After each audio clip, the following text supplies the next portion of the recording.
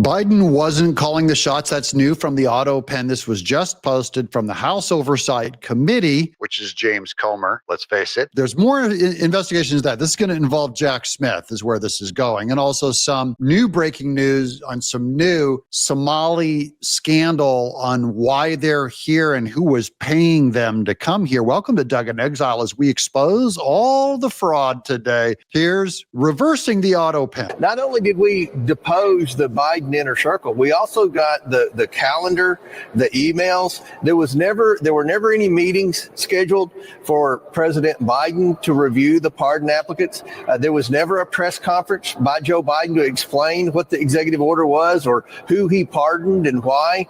He was in a coma. How could he approve anything? There was no evidence that Joe Biden was involved. But what we did find was that this inner circle shielded President Biden, not only from the American people, but from his own administration. So it's about the cognitive decline of Joe Biden, the fact that his inner circle covered it up, and there was no evidence that he was involved in the decision-making process. And thus, that's why they used the autopen so many times on legal documents, even when Merrick Garland's Department of Justice told him. It all makes sense now. Merrick Garland, you just mentioned his name. Let's get him out. If we can cancel with the autopen pardon, let's walk in Merrick Garland and company. But here's that promise I made to you about Jack Smith. Rep. Jim Jordan, Jack Smith subpoenaed. That's the beginning and end of the tweet. Let's read into this. United States House of Representatives Committee on the Judiciary. He's coming in, by the way, on December 17th, if he agrees to testify. Mr. Jack Smith, the Committee on the Judiciary is continuing to conduct oversight of the operations of the Office Special Counsel you, Jack Smith, led, specifically your team's prosecutions of President Donald J. Trump and his co-defendants. Due to your service as special counsel, the committee believes that you possess information that is vital to its oversight of this matter. Remember, that's what Congress does, is it provides oversight. Based upon communication with your counsel, we understand that you are available to testify at a deposition on December 17th. Accordingly, please find enclosed testimonial subpoena for deposition at 10 a.m. December 17th and a document subpoena for the requested materials to be produced to the committee by December 12th. That's going to be within 2 weeks. Pursuant to Rule 10 of the House of Representatives, the committee has jurisdiction to conduct oversight of the department to inform potential legislation reforms. Thank you for your prompt attention on this matter. Jim Jordan, Chairman. Oh yeah, we're gonna get Jack Smith, and this is what we're hoping for. Maybe he won't show up. Maybe he'll just have to go to prison. That would be nice. And it says no one is above the law. Beneath it. Now let's get to some Somali. This is how all the Somalis came in. This was posted by Elon Musk by the Wall Street Apes with this kid that does his own expose on what the NGO was that brought them all here. Why are Somalians in America? Yesterday, a Somalian rear-ended me, which thankfully no one was hurt and no damage was done to my truck. But it got me thinking, why are Somalians in America? Especially North Dakota and Minnesota. So I looked into it. The main group bringing in Somalians is Lutheran Social Services. This is proof that the churches are all going woke. This is, I know some good conservative Lutherans, but Lutheran Social Services, this is a communist, anti-Christian organization that's just another fraud NGO. They are led by this guy, and this is his staff.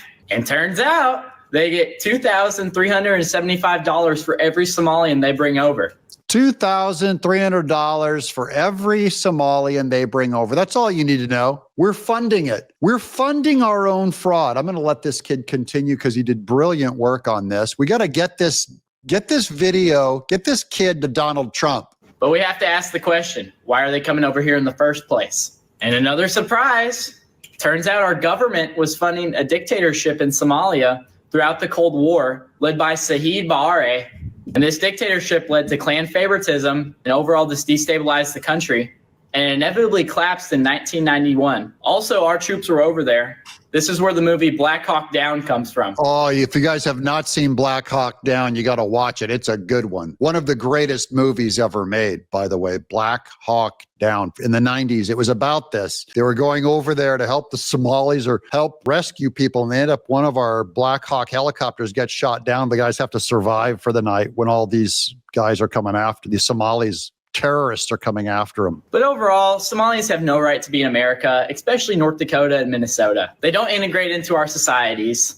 They carry over their clan mentalities. If you personally have never interacted with Somalian or just don't believe me, I would recommend checking out Nick Shirley's video he did the other day. What do you guys think about all this? By the way, the reason why they don't integrate is because we brought them over in so much mass numbers. This was under Clinton in the 90s. Obama did it again. You bring over 100,000, 200,000 of them at a time, and then just drop them into a community, give them welfare benefits. They have no reason to reach out and become constitutionalists. They're here just to use our country as some kind of a shelter. And now, finally, here's a new one over at Newsmax. This is Judge Napolitano on that autopen story that we started with. Judge Andrew Napolitano. Judge, EOs, memos, that's one thing, but now we're getting into constitutional areas. So the courts have defined the president's pardon power as full, final, plenary. That means no one can interfere with it. True. The Supreme Court can't interfere with it. A local prosecutor can't interfere with it. A subsequent president can't interfere with it. It's plenary if Biden did it, if he had the will, but that's not what's at question. So you're 100% correct. However, this has never happened before, as far as research tells me, and so we don't have any historical examples, but we do have many cases defining the pardon power as it can't be interfered with by anyone else. In terms of executive orders, presidents frequently reverse their predecessors. So Joe Biden tells the Department of Homeland Security to do certain things. Donald Trump tells his Department of Homeland Security to do the opposite. Perfectly normal and historically accurate. As for the autopen, invented by my favorite president because he got tired of sirening his name. You know how long it's been around? Thomas Jefferson.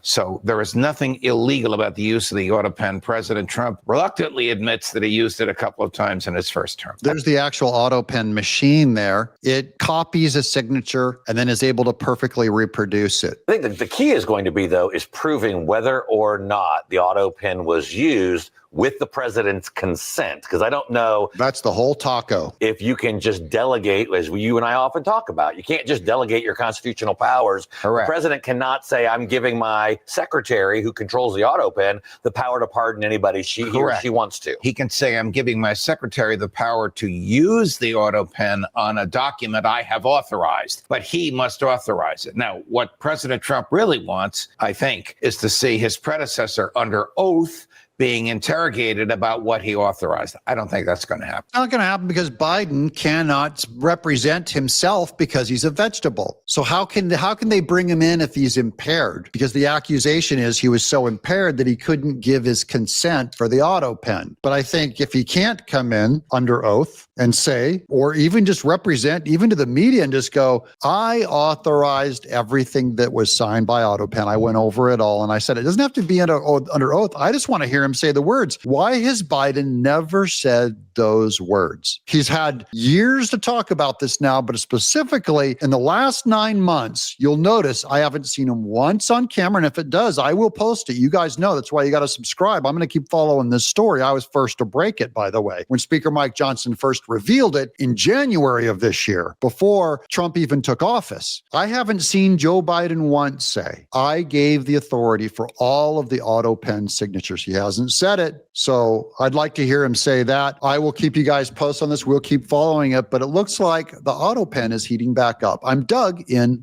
Exile. Subscribe.